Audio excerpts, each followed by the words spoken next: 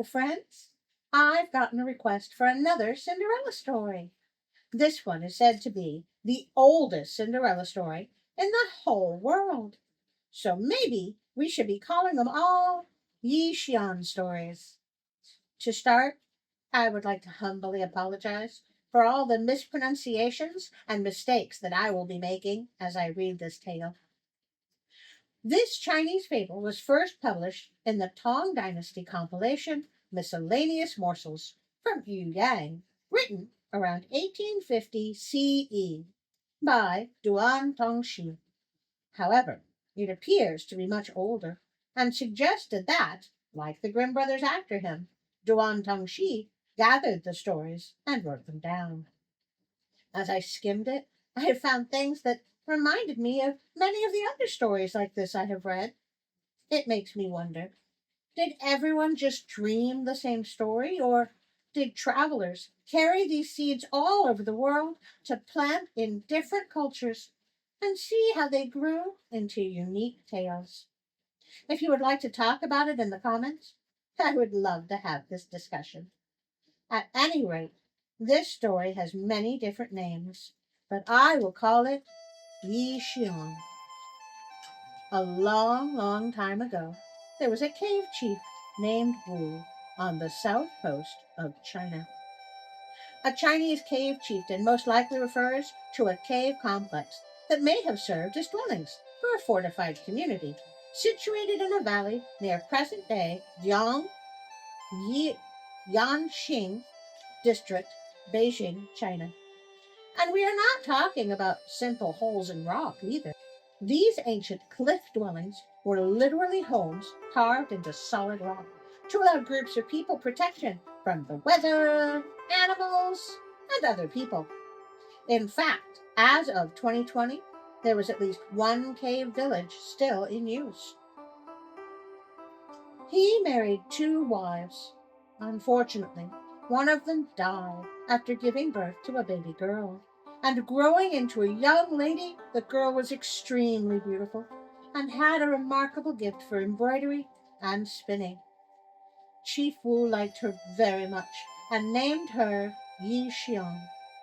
Before long, Chief Wu died too, leaving Ye Xian to be reared by her stepmother.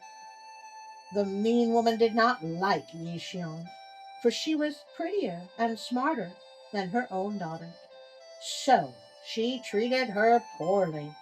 Apart from giving her the worst jobs, like collecting firewood and drawing water, she and her daughter would often mock her, while Ye Xian always silently did her work without any complaint. One day, while drawing water, Ye Xian found a lovely little fish with big golden eyes and red fins. She loved it so much that she took it home and put it into a big bowl.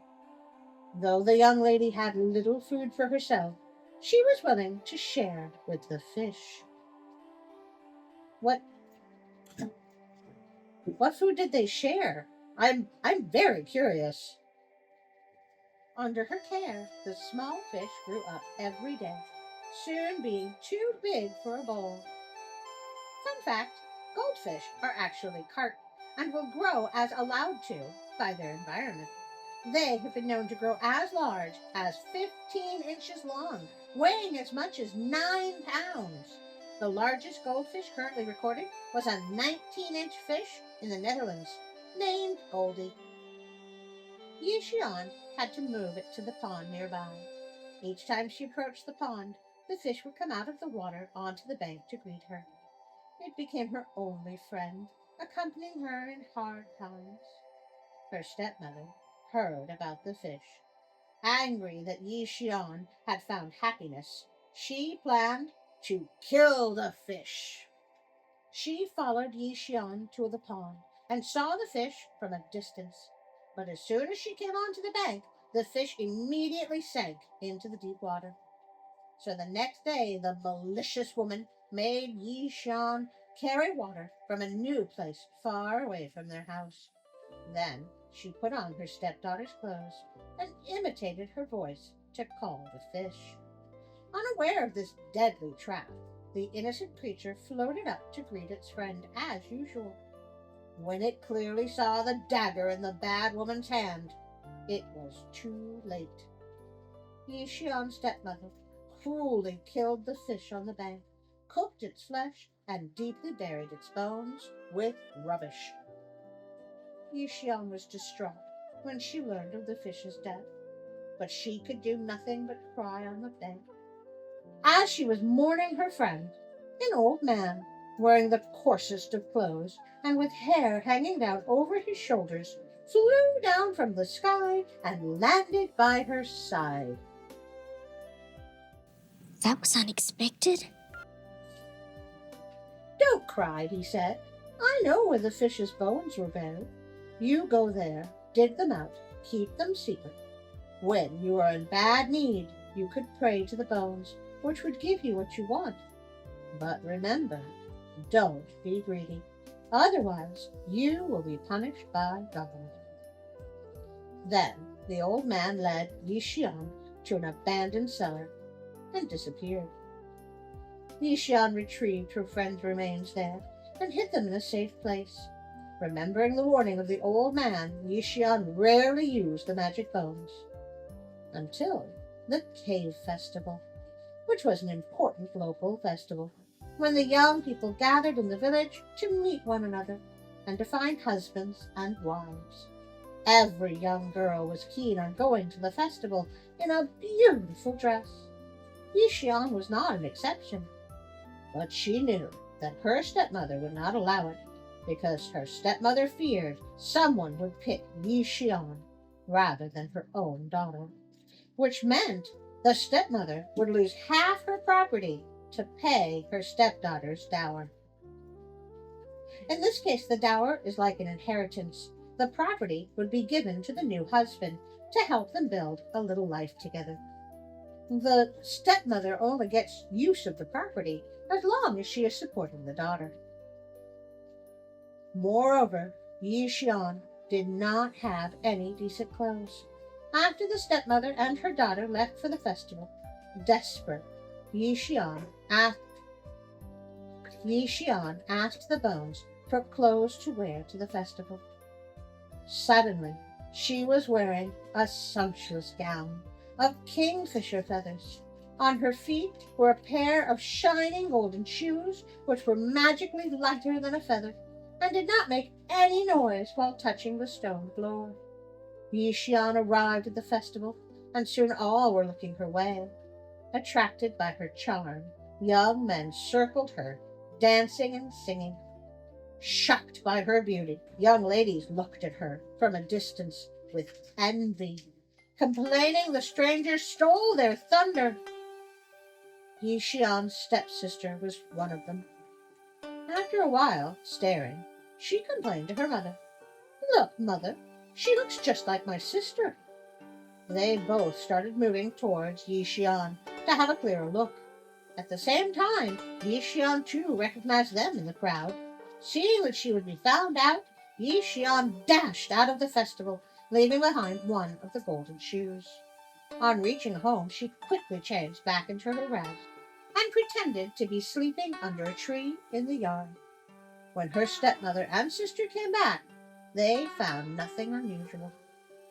Ye Xian's lost shoe was found by a merchant and a few months later sold to the king of Tuahan, a strong kingdom of tens of islands covering thousands of miles. Fascinated by the delicate lady's shoe, the young king could not resist yearning for its owner. Well, she has good taste in footwear. She must be young and beautiful. He ordered his ministers to travel around the kingdom with the shoe and bring back any lady who could fit in it. But no one was found, because the shoe could magically change its size. No matter how tiny a girl's foot was, the shoe was always 1 inch shorter than the foot. The eager king called in the merchant again to inquire of the spot where the shoe had been found, only to know it was somewhere near a mountain in mainland China. The king himself sailed off to the mountain right away.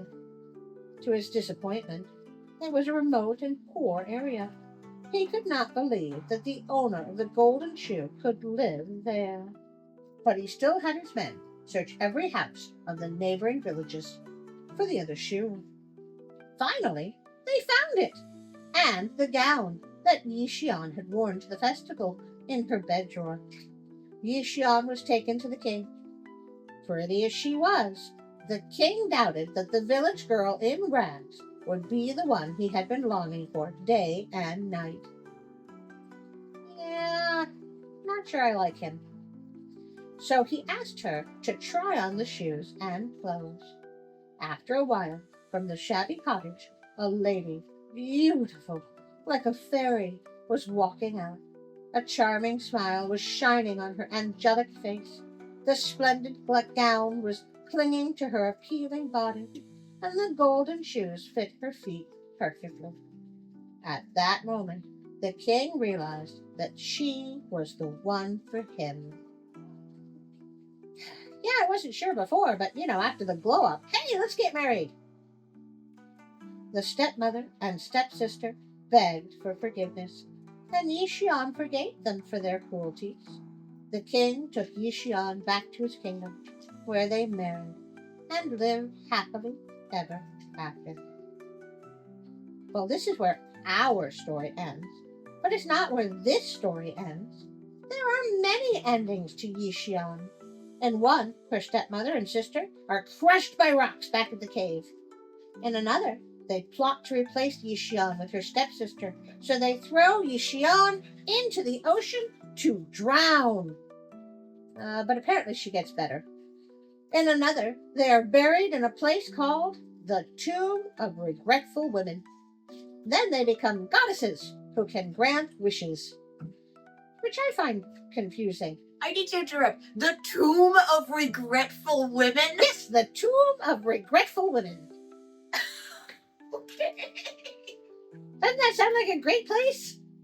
Still, tell me what you think. I really, really want to know.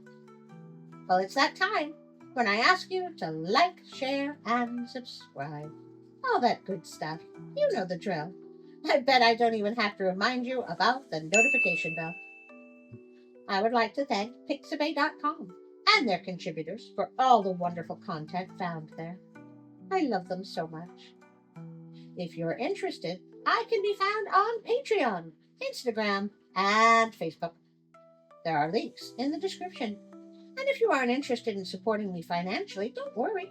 There is a free moral supporter level. But before we go, my dear friends, I want to thank you. I am so grateful for you and the time we spend together. Thank you. And now for a special thank you from my Patreon friends.